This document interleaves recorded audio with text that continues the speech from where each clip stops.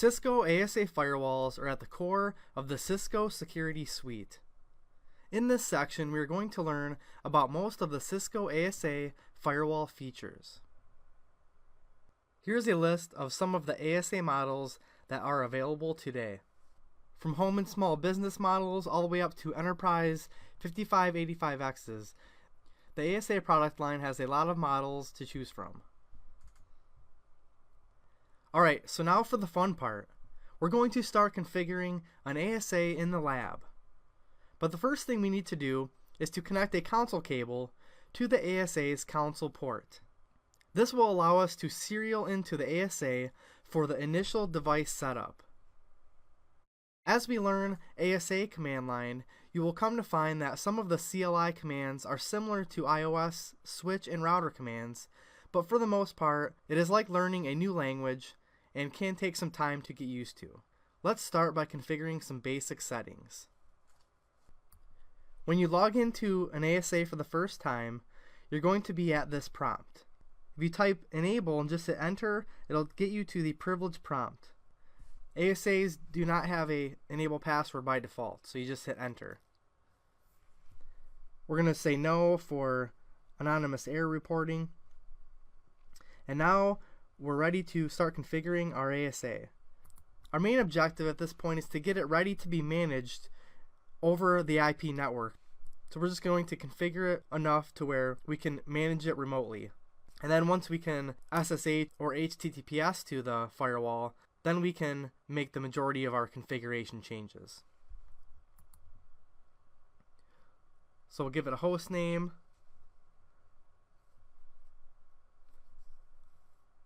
For SSH, we of course need a domain name. Then we'll add our local user accounts that we'll use to log in for console, SSH, and HTTPS access. In the real world, I would not recommend using Cisco as your username. I'm just doing it that way in the lab to make it easy. And I'd probably use a better password than super secret 123. Now we'll enable SSH. We'll set it for version 2. And then we have to configure what networks we're going to allow to access the SSH terminal. So this is the same as doing like a VTY access list on our iOS routers and switches. And you see that I have management after my networks. Well, you have to specify the name of the interface, which we'll get to later on. So HTTP is HTTPS access. We enable HTTPS access with the HTTP server enable command, and then of course we have our HTTP network access. Here we're going to set our AAA authentication parameters for SSH, HTTPS, and console connections. Specifying the local keyword says that we're going to use local user accounts.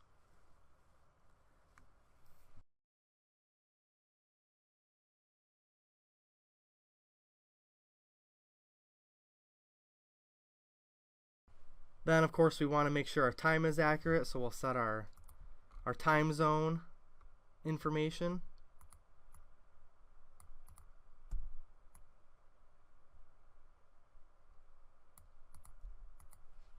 One thing that's weird with ASAs is to look at our IP interfaces, it's show interface IP brief instead of like routers and switches, which is show IP interface brief. So here's the IP interfaces that we have available for us to configure. On the lab, you'll see that there's actually a dedicated management port on the bottom there of management 00, and that's the port we're going to use for our management connectivity. Say show run interface just to see what it looks like. So it's set to management only. So management interfaces, you can say management only on the interface to make it only allowed for management communication. And then we'll learn more later when we configure our non-management interfaces that the name if command is required to assign our interfaces to security zones. So this is saying this is part of the management zone. And then of course we have a security level that defines what traffic is allowed between different interfaces based on their security levels. We'll give it an IP address of 10.0.2.10/24. That's our management network. Make sure we can ping our gateway when we can. So we now have basic connectivity out of our management port. I like to set the management security level to 99. So we see we have no routes currently, so that we can access our management network from different networks. We're going to add a static route out of our management interface to the LAN. So with ASAs, instead of IP route and then the network and next hop, you say route, the name of the interface that you want to use to route out of, then the destination network and next hop. So it's a little bit different than we're used to for switches and routers.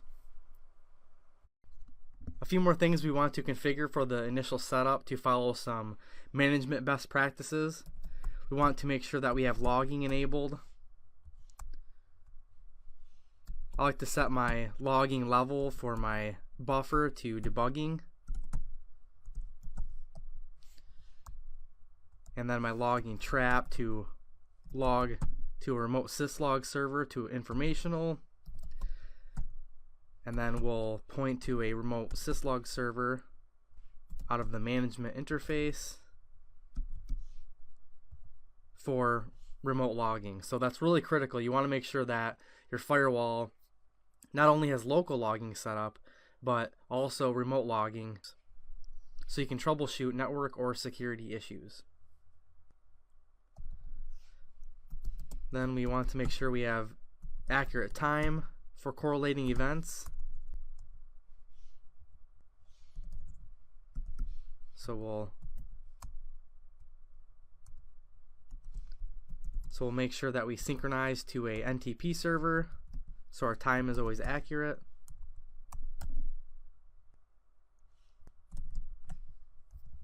Then I like to turn off SNMP services if I'm not using them on my firewall. Obviously that can be a big vulnerability. And then we'll throw a banner on there as a warning to unauthorized users.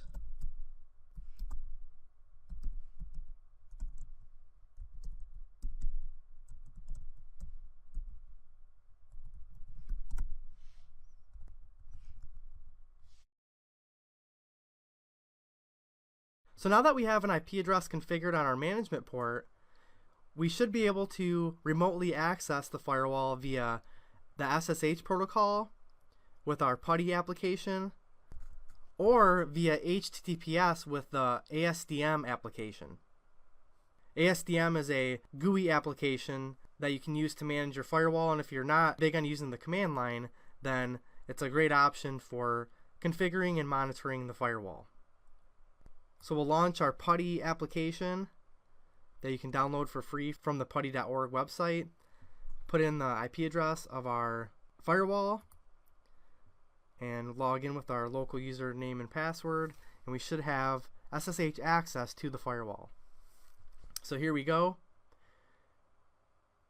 Enable, put in our enable password, and now we are connected over the IP network to our firewall. The first thing I like to do is to upgrade the firewall software. First, you want to run the dir command to look at our directory. In the ASA's disk 0 is going to be where you're going to store your software images. So I like to make sure that we have enough space on the firewall first. So it looks like we're good on space. We'll run show version just to see what our current version of software is, to get an idea of how big of a jump we're going to make. Depending on the software version, you might have to do multiple software upgrades instead of going directly to the version you want to be on. But we're running pretty new software here, so I think we're good as far as that goes. I'm going to go to Cisco's download page and just type in ASA. Then I'm going to select the ASA model that I'm running in the lab to make sure I select the right software image. Then we're going to download the device manager software, I'll just grab the latest version of it. So this is the ASDM image that we can download from the firewall to manage it via HTTPS. So we'll take that. Then we'll go back to the other ASA images, and we're going to download the ASA system software image. Now that I have my images downloaded, I've placed them in my FTP folder, and I'm going to copy the images from my FTP server over to my disk 0 directory on the firewall. And then after we copy the images over, we'll tell the firewall to use the images on boot up to upgrade the software. So copy from my FTP server to disk 0. Let that run. There we go. Now the main ASA image has been successfully loaded to the firewall. Now we'll load the ASDM image to the firewall that we also downloaded. Now we have both of our images on the firewall. One thing I like to do is to check the MD5 hash on the software image that I uploaded to the firewall and make sure it matches the hash from the download on the website, which you were able to see that by hovering over the image on the website you can get the hash. So I like to paste the hash in on the command line, and then if you run verify MD5 and then the path to the image, you can have it do an MD5 check and just kind of eyeball and make sure that the hash looks the same. So my hash looks good, so now I know my software image is not corrupt from the image upload to the firewall. So now we have to tell the firewall to use our new software. So we're going to say boot system and then the path to our main ASA image.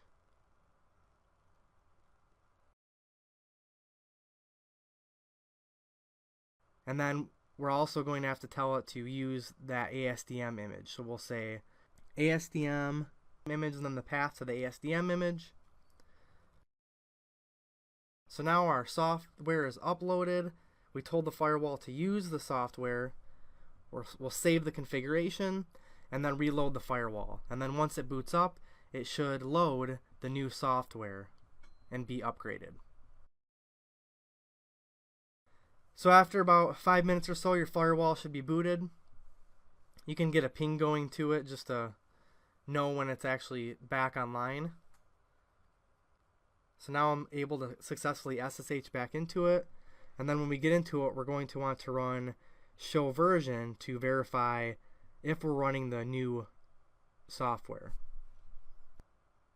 So we see that we are indeed running the new software that we wanted to upgrade to for the system image and ASDM. Now we're ready to install the ASDM software to gain GUI management of the firewall. To download the ASDM application, you can actually HTTPS to your firewall. Once you connect, you'll be able to download the ASDM software right from the firewall. So we'll say install ASDM. It makes you authenticate, so we'll put in our local username and password that we added to the configuration. Then it's going to ask us to run or save the application. We'll run it. Hit run again if you have to. Next, and install. It does rely on Java, so if you do have issues, you may have to upgrade your Java application. I actually already have the application installed, so I'm just going to launch it, put in the IP address of our firewall, and then our username and password to connect to it. Alright, so our ASDM is loading. And now, here we are in the ASDM application. So that looks good. Now we're ready to proceed with our more advanced configuration tasks. Now that we have our software upgraded, we have basic IP connectivity to the firewall via SSH and with the ASDM application.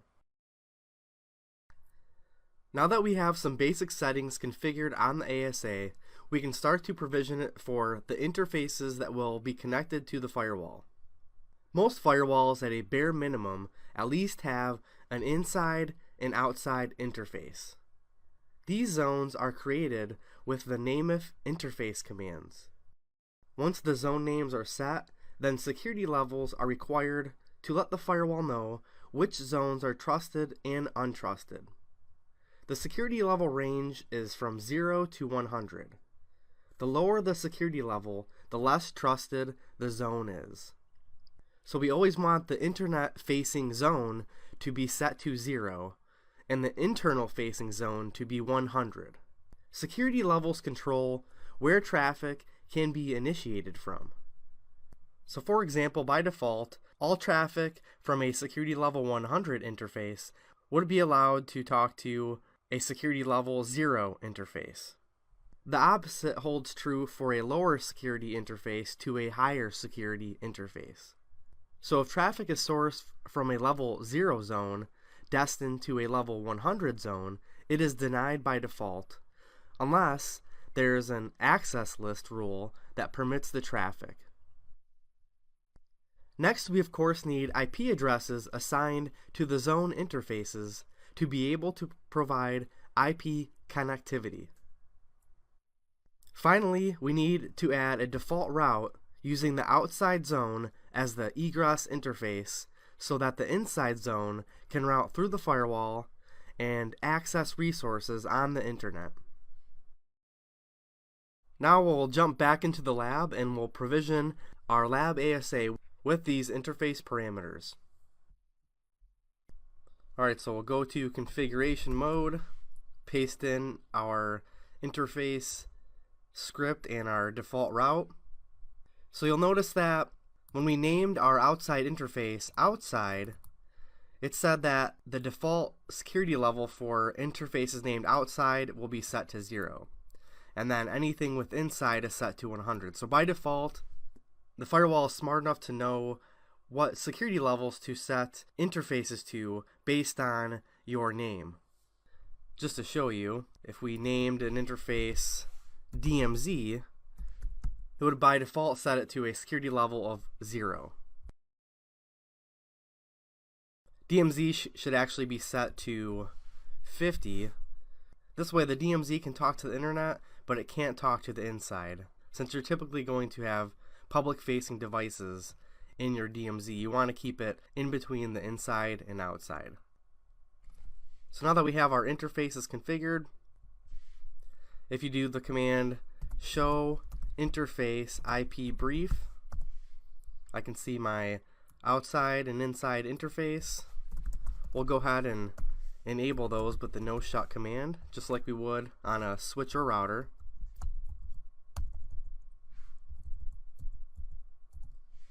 Looks like they're both up. I like to run the command show run route to look at my static routes I have configured. So we have our default route going to our provider next hop. Let's make sure we can ping our provider next hop. And we can. Then we'll see if we can ping the internet. And we can, so now we have internet access out of our outside interface. We're not going to be able to browse the internet yet from the inside because we haven't set up any natting, which will be configured in a later section. We don't have any routes to the inside in this lab. In the real world, you would probably have some type of route to the inside.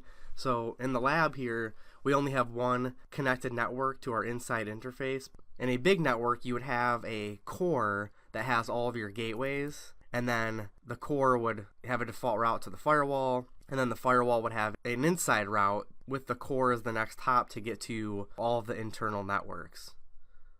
You can also run the command show route, the equivalent to show IP route on a switch or router, and you get the same output that you would get on a switch or router, just a different command to get your route table output. Now let's take a look at what our interface configuration looks like in ASDM. Right from the home page of the ASDM application, you can see your interface status. We have our inside, outside, and management interface here. You also get a traffic counter as well as the link up-down status. If you go to configuration and then interfaces within the device setup option, you can manage your interface configurations from here as well. If you hit edit, you can change the IP address, enable or disable the interface, and even change parameters like speed and duplex. We even have the ability to add brand new interfaces from this page. So we would first select the physical interface. We could assign a VLAN tag if we wanted to do sub-interfaces, and all of the other interface parameters. You can also do some interface monitoring from the ASDM. If you click the monitoring tab and then go to interface graphs, if we select an interface, we have all of these different graphs to choose from.